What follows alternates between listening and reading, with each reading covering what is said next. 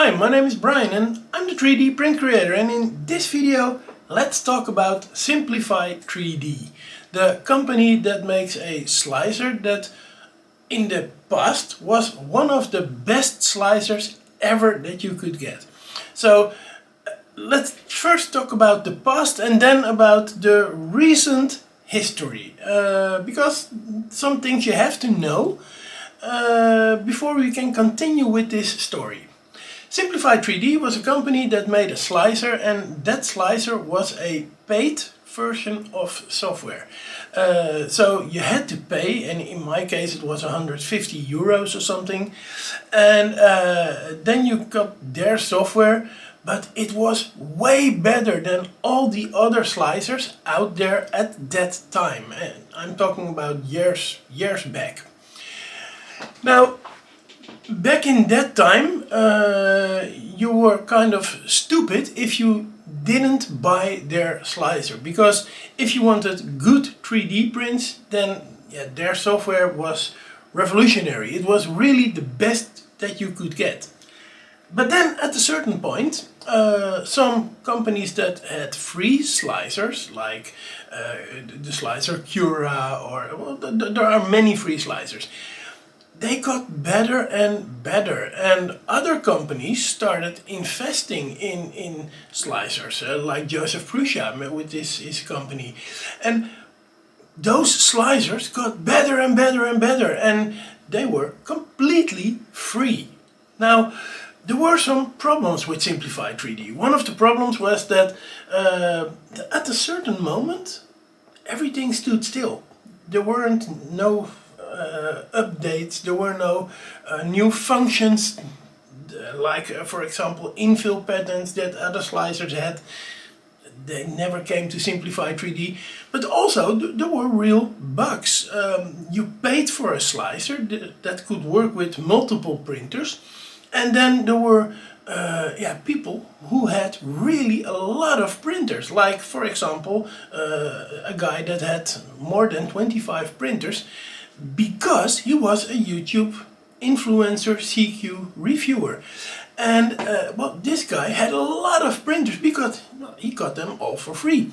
And then he got to a limit of the number of printers that he could install in Simplify3D, and nobody knew there was a limit to the number of printers that you could install. So he asked the question if there was a maximum number of printers, and he didn't get answers to it. And then he asked, well, if I pay another $150 or euros or whatever for your slicer, can I then have again 25 or something more printers? And they didn't give an answer, and they were just ignoring everyone who asked questions to them, and they were ignoring requests for future updates. They were ignoring problems that they were just not there. They were completely not responding anymore. Then, I think something more than a year ago, they announced that there will be a new version of their slicer, and you have to pay money for it. They're not going to give it to the people who already paid for their slicer.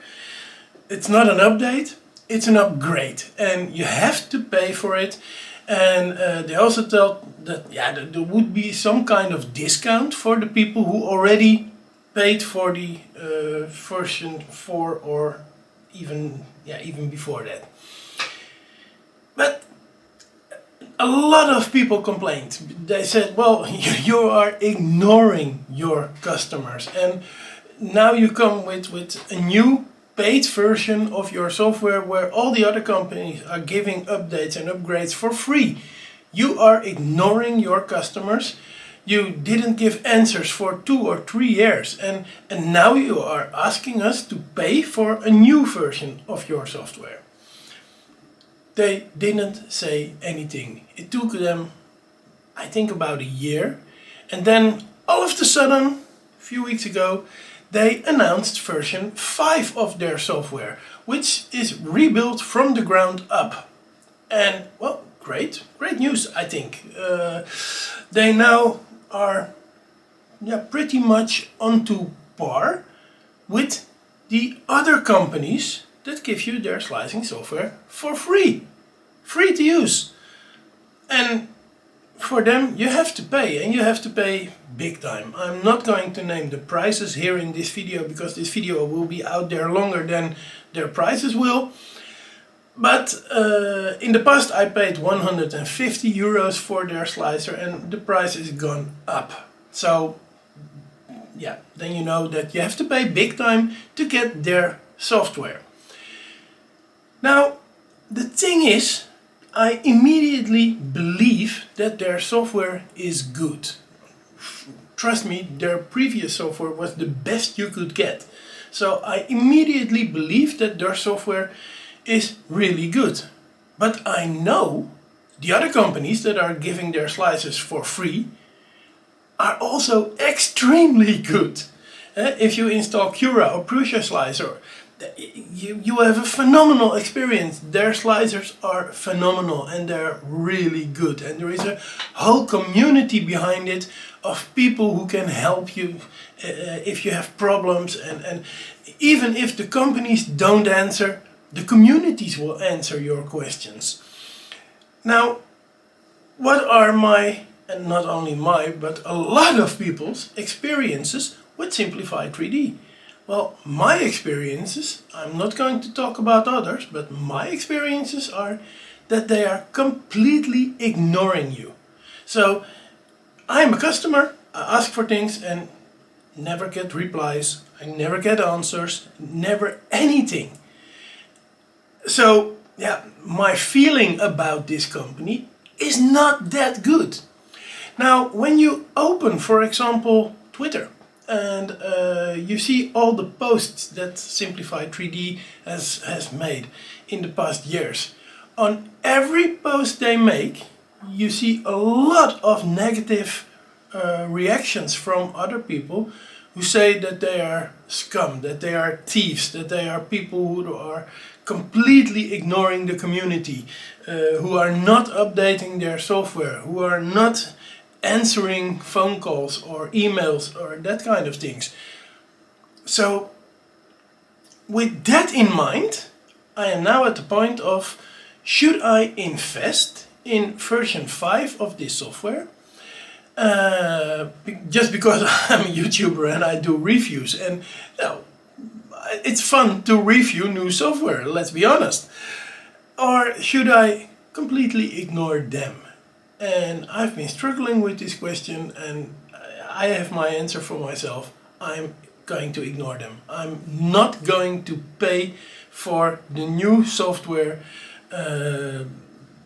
just because my feelings about this company are not so good. Now, it might be that they changed their lives. It might be that now they have a customer care team and that is going to answer every question, and it might be that their software is going to have updates every week or maybe every day. It might be. But I don't trust them anymore. And if you watch the negative comments under every post they do, because they are not deleting their comments, yeah, there are more people like me who don't really trust Simplify3D. So I'm not saying that you should not buy this slicer. I'm pretty sure that this is a very, very good slicer, and I'm pretty sure that if the interface is as simple as it was before, that you will have a magnificent experience with this slicer. I'm pretty sure of that.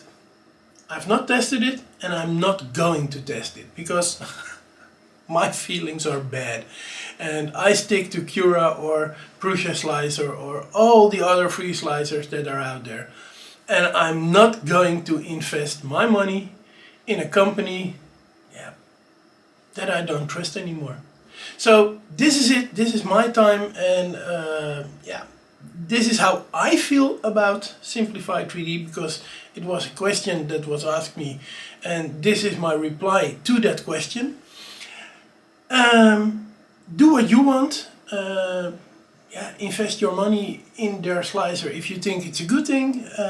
If you want to have a very, very good slicer, because version 4 was, so version 5 must be way better. Now it's on to par with other slicers. But I'm not going to do it. See you guys later. And oh, please don't forget to subscribe to the channel. Don't forget to like if you liked this video. And I'm not asking it very often, but for this time, if you don't agree with me, then please dislike this video. So if you don't agree with me, dislike this video. And yeah, in a few weeks time, I will show everyone how many people liked it and how many people disliked it, just to see the balance. I'm very curious to that balance. See you guys later. Bye bye.